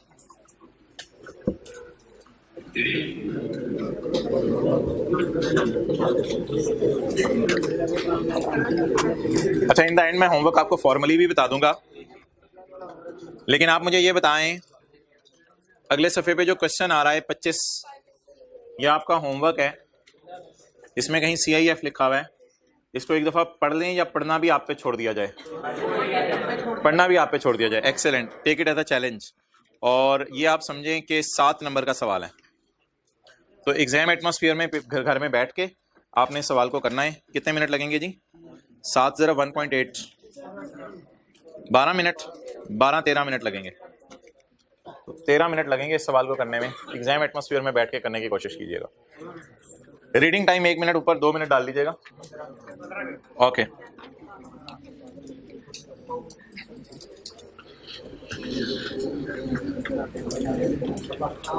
यार वो सवाल रह गया था कल वाला MCQ 9, इसकी रिक्वायरमेंट पढ़ने वाली रह गई थी। आप लोग बेशक ना निकालें। Eight which amount above property shall be presented in balance sheet. Property balance sheet में किस पे जाएगी? 805.8। व्हाट इज दैट, ये जरा लफ्ज पढ़िएगा यार। What is the total charge या टोटल क्रेडिट इन P&L? ये ना चार्ज होता है एक्सपेंस P&L में, और क्रेडिट होता है इनकम। और नेट का मतलब है कभी एक्सपेंसेस बढ़ जाते हैं, कभी इनकम्स बढ़ जाती हैं। तो अब हम ऐसा करते हैं कि इस सवाल के ट्रांजैक्शन को सामने रख के सोच लेते हैं P&L में क्या गया था। माजरत के साथ जनरल एंट्रीज मैं भूल गया इसको यहाँ पे डालना, तो जनरल एंट्रीज अल्लाह करे सोल्यूशन में हुई हो तो वहीं से देख लेते हैं जो मैंने कल आपको कराई थी। P&L में क्या जाना है। Question number 9। वेरी अनलकी कि जनरल एंट्री सोल्यूशन में नहीं हुई, कल आपको करा दी थी। अच्छा एक तो मोहतरम एक्सचेंज लॉस आ रहा था 14, ये एक्सचेंज गेन लॉस नहीं था, एक्चुअली ये फेयर वैल्यू गेन लॉस था 14.2 का। और एक्सचेंज गेन पेएबल्स पे एंट्री में 22.5 भी आया था। ये 3 एंट्रीज की थी हमने। तो खुशी कितनी? 22.5 की। इसका नाम उसने रखा हुआ था क्रेडिट। और गम या चार्ज कितना? 14.2। नेट खुशी बची या नेट गम बचा? खुशी बची। तो 8.3 की खुशी थी जो कि इनकम में जानी थी P&L। असल में इसने सेकंड रिक्वायरमेंट में ना P&L के एक्सट्रैक्ट्स मांगे हुए थे, P&L के एक्सट्रैक्ट्स मांगे हुए थे।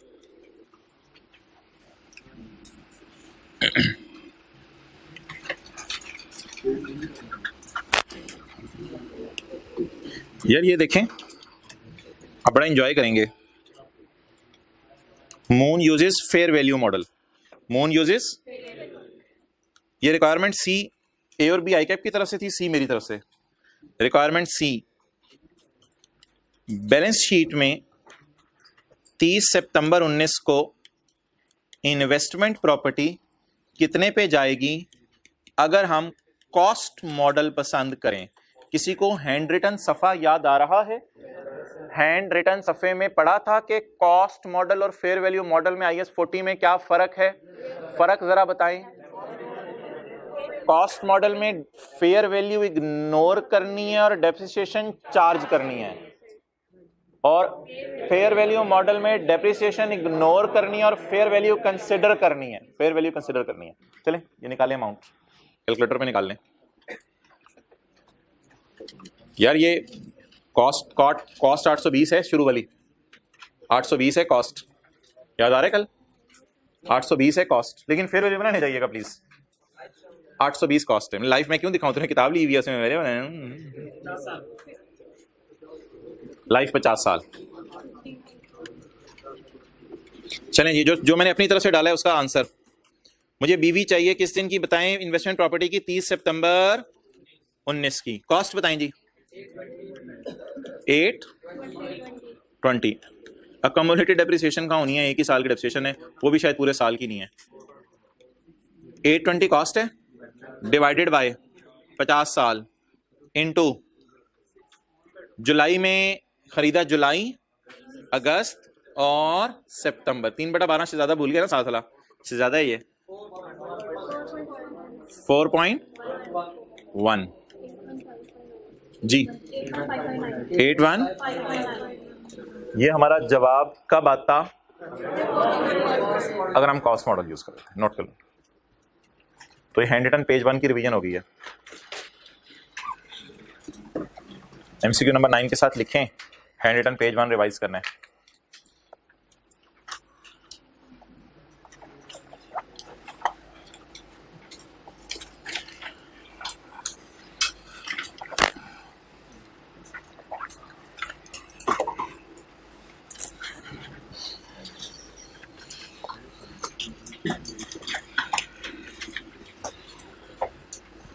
अच्छा, ऐसे घर में खुद नहीं सोचते होते अगर इस सवाल में ये लाइन लिखी होती तो क्या होता?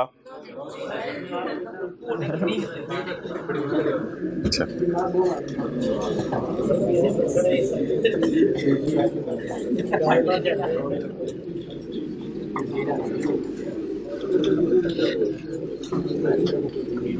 भाई ऑनलाइन वाले ये एरो कीज बनी हुई हैं आपके कीबोर्ड के ऊपर, तो रिवाइंड करने के लिए ये वाली एरो की दबा दिया करें अगर कोई चीज मिस हो जाए। फॉरवर्ड करने के लिए ये वाली एरो की, वॉल्यूम ज्यादा करने के लिए ये वाली एरो की, वॉल्यूम कम करने के लिए ये वाली एरो की। यार आप रात को मेरे से ज्यादा बेहतर पता है। Okay, IFRS 16 past paper question 11। ये क्वेश्चन 11 ही मैंने आपको टेस्ट में डब्बे की फॉर्म में अंग्रेजी में फैला के दे दिया था। तो ये सवाल वही था, इसको अब तसल्ली से पढ़ते हैं, हमारे पास 15-20 मिनट हैं। पहले डिसाइड करना है हमने, यार 1 मिनट आप जरा पूरी लीज के बारे में एक बात सुन लें। ना, बात आपने सही किया, लेकिन जरा मुझे बताने दो। पहले आपने डिसाइड करना है कि IFRS 16 भी है या नहीं।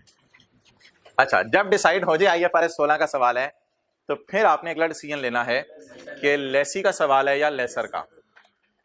लेसर का जब सवाल डिसाइड हो जाए तो फिर आपने अगला डिसीजन लेना है, यहां पे उतरेगा जूता। ये आपने ब्लंडर मार दिया फाइनेंस या ऑपरेटिंग। जब लेसर का सवाल आ जाए तो पहले डिसाइड करना है मैन्युफैक्चरर या डीलर लेसर है या सिंपल है। उसके बाद फिर अगला डिसीजन है कि फाइनेंस लीज है या ऑपरेटिंग।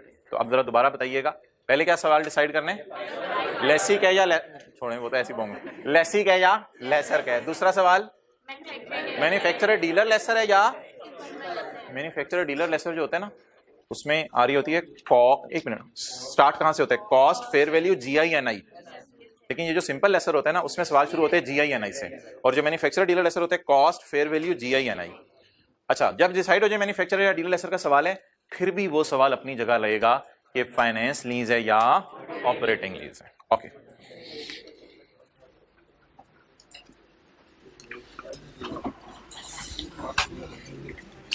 नेपच्यून लिमिटेड हैज, उसे पहले देख लो ना मैन्युफैक्चरर डीलर है या सिंपल लेसर है, फिर उसके बाद अप्लाई बिल्कुल कर दो। यस, उससे पहले डिसाइड कर लो मैन्युफैक्चरर डीलर है या सिंपल है, फिर टेस्ट अप्लाई कर लो। ठीक है, पहले घर में जाएंगे फिर कमरे में जाएंगे। Neptune limited has established its business in December 2008। Neptune limited ने दिसंबर 2008 में कारोबार शुरू किया।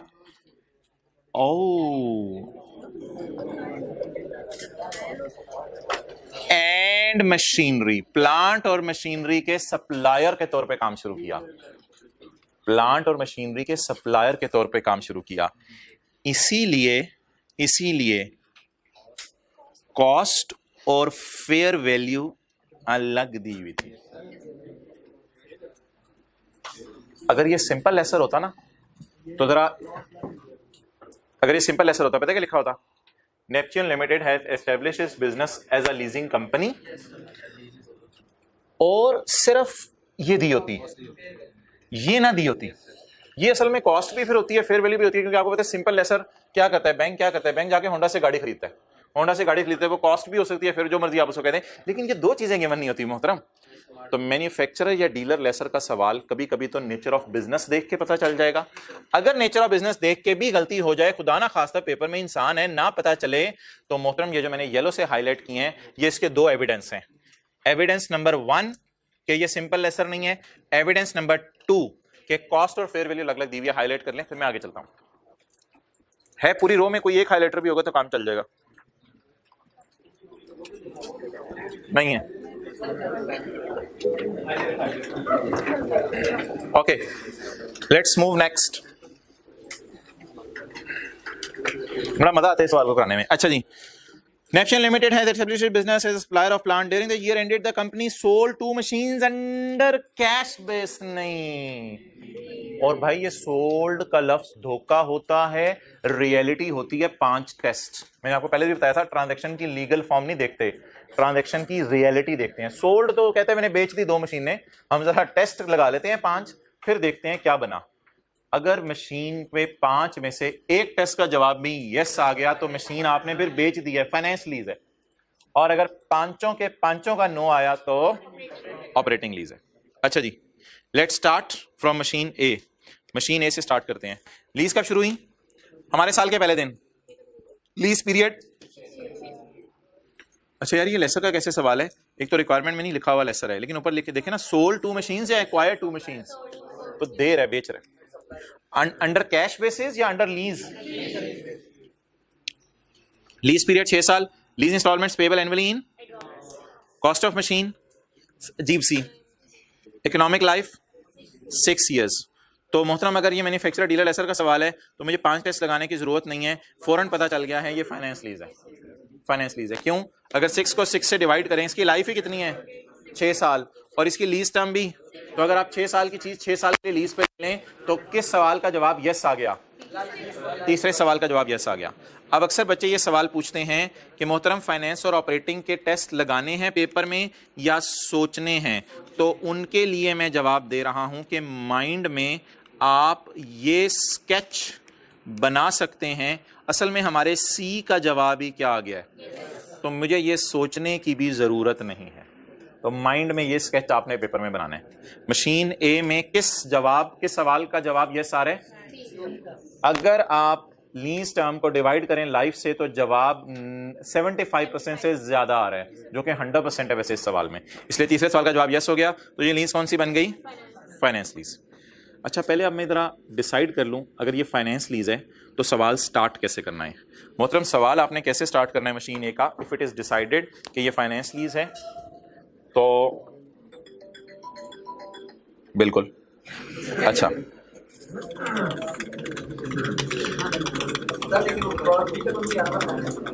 मैं एक ही बात कर लूं,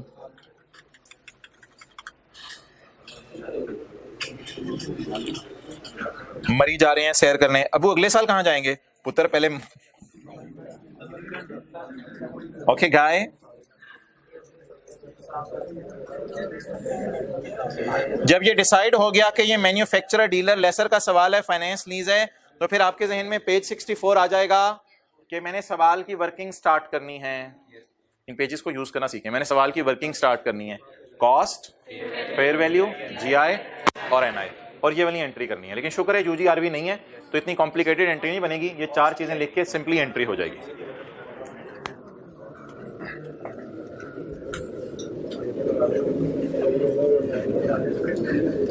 चलें जी, शौक से सवाल करें मोहतरम। वर्किंग वन, कॉस्ट बोलें।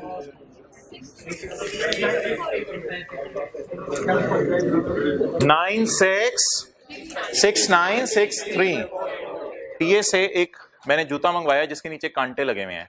ये उन लोगों को जूता मारा जाना है जिन्होंने 448 अपने पेपर में एंड पे डाला है और इन्हीं फिगर्स में पड़े रहे हैं, और अकलमंद लोगों ने 6963 यूज किया, आगे पॉइंट भी नहीं डाला, 0.4 भी डालने की जरूरत नहीं, छिक के रखें काम। 6963 मुझे नहीं पता सोल्यूशन में कैसे हुआ है, फिलहाल 6963 is enough. It is cost, fair value, fair value. NL sells machine on cash. अगर कोई बंदा पैसे लेके आ जाए, ऑन कैश, अगर कोई बंदा पैसे लेके आ जाए तो ये 25% डाल के बेचते हैं। जो पहला सवाल किया था क्लास में एप्पल बी वाला, उसी तरह की बात है। अगर कोई बंदा पैसे लेके आ जाए तो उसे 25% डाल के बेचते हैं। 6963 प्लस 25% ऑफ 6963, या फिर 6963 अगर कॉस्ट है तो मुझे फेयर वैल्यू दे दो जी। 80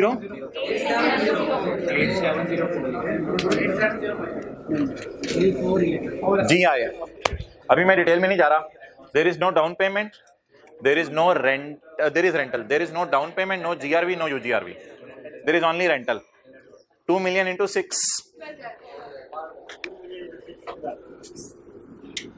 2 million into 6, that comes to, अब सारे जरा ऊपर देखें। शुरू वाली क्लास में एक बात की थी, 6963 वाली चीज को आम लोगों को 8704 में बेच रहे हैं, लेकिन जिसको किस्तें बना के देनी है उसको 12,000 में दे रहे हैं। ये बात शुरू वाली क्लास में हुई थी, याद आ रही? अब एनआई निकाल लें। 2000 जमा बाकी 2000 को डिस्काउंट करना पड़ेगा। 1 minus 1.1 rays to power -5,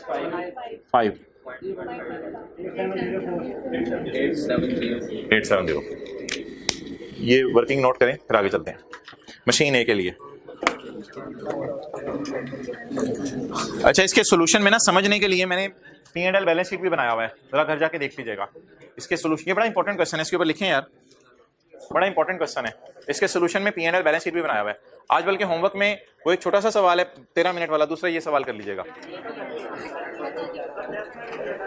test में भी किया, कल भी किया, आज फिर करें, फिर लेवल चेक करें अपना क्या होगा। ओके, ठीक है, दूसरा भी डिस्कस कर लेंगे कल। अब और क्या हो सकता है। अच्छा मोहतरम, कॉस्ट आ गई, फेयर वैल्यू आ गई, जीआई आ गई, एनआई आ गई। ओके, खामोश यार, खामोश। अब आप बताएं, कैमरा उधर लेके जाओ। लीज रिसीवेबल एनआई कितने पे बुक होगा? 87 एनआई पे, सबसे नीचे जो नजर आ रहा है कैमरे में, इधर ले आओ। ये पहली जनरल एंट्री होगी। कॉस्ट ऑफ सेल, कैमरा उधर लेके जाओ। पीवी ऑफ यूजीआरवी नहीं आ रही, डायरेक्ट कॉस्ट बताएं। 6963। अच्छा, अब कैमरा उधर लेके जाओ। सेल, पीवी ऑफ एलपी वही है जो एनआई है, बिकॉज यूजीआरवी वगैरह नहीं है, तो पीवी ऑफ एलपी वही है जो एनआई है, और sale whichever is lower, दोनों बराबर हैं, तो इधर ले आओ। 87 और कॉस्ट 6963। ओके, अच्छा जी, मशीन बी में आ जाए। आज आप मशीन बी के अंदर आ जाएं। आए जी, मशीन बी कब लीज पे दी, कितने साल के लिए? Life cost, rental. मैं 5 टेस्ट लगाने लगाऊं, सारे हजरात अटेंटिव हो जाएं।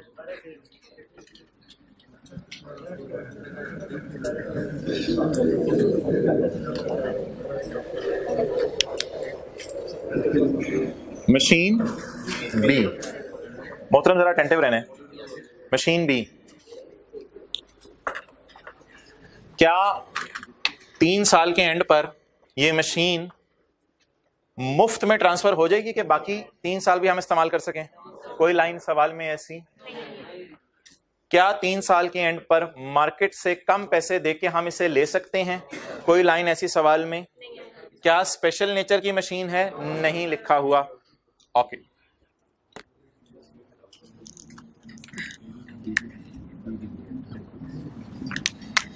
मुफ्त में नहीं खरीद सकते,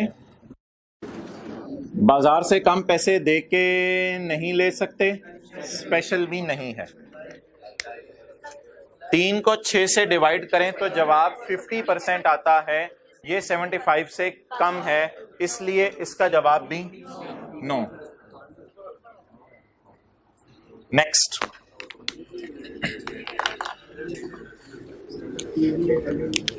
इधर देखिएगा,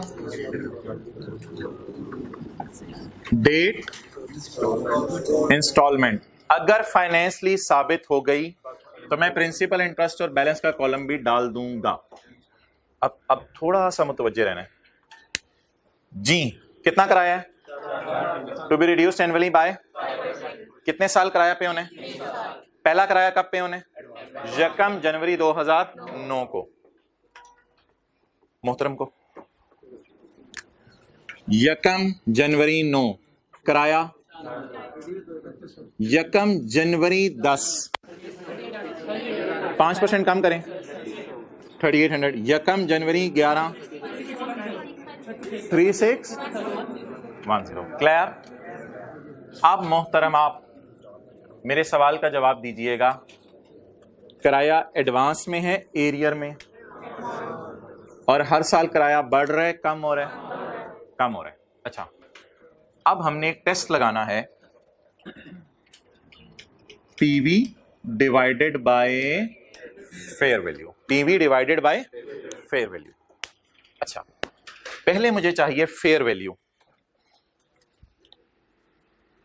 फेयर वैल्यू मैं मशीन के ऊपर लिख लेता हूं क्योंकि मेरे पास और कहीं जगह नहीं है। फेयर वैल्यू मैं सवाल में निकाल लेता हूं। देखिए ना, कॉस्ट तो गिवन है, मैं क्या निकालना चाह रहा हूं? Fair value. फेयर वैल्यू निकालने के लिए वही जो आपने थोड़ी देर पहले किया था, 15,000 कॉस्ट है, और फेयर वैल्यू कैसे निकलेगी? बहुत अटेंटिव रहिएगा। 15,000 जमा 25% ऑफ, क्या आ गया? 18। चलें जी, नोट कर लें, ये इसकी फेयर वैल्यू आ गई। मशीन बी की फेयर वैल्यू मिसिंग थी, हमने मशीन बी की फेयर वैल्यू निकाल ली, 18750। 18750 कैसे निकाली? 15,000 जमा 25% ऑफ 15,000। अब हमने क्या करना है? पीवी पीवी ऑफ एलपी को डिवाइड करना है किससे? फेयर वैल्यू से। डिस्काउंट रेट सवाल में गिवन है, डिस्काउंट रेट सवाल में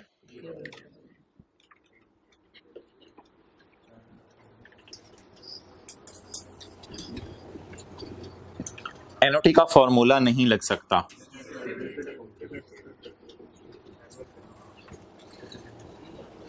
इसको डिस्काउंट नहीं करना, इसको सिंपल 1 साल पे डिस्काउंट करना है, इसको सिंपल 2 साल पे डिस्काउंट करना है। ऐसे ही ओके। इस 4,000 को एज इट इज लिखें, इसको डिस्काउंट करें। बहुत मजे का सवाल है ये। इसको डिस्काउंट करें into 1.15 raise to power minus 1। इसको भी डिस्काउंट करें। ये कितने साल हैं दरमियान में? 1, यहां 2 साल है ना?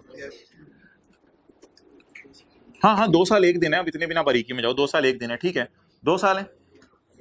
3610 into 1.15 raise to power minus 2 is equal to 10034।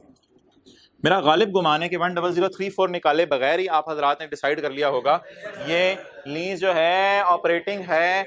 ये तो ब्लंडर है, कुछ लोग समझते हैं जहां किराया कम हो रहा और बढ़ रहा ऑपरेटिंग लीज होती है। पागल ही हो, ऐसी कोई बात मैंने क्लास में नहीं की हुई।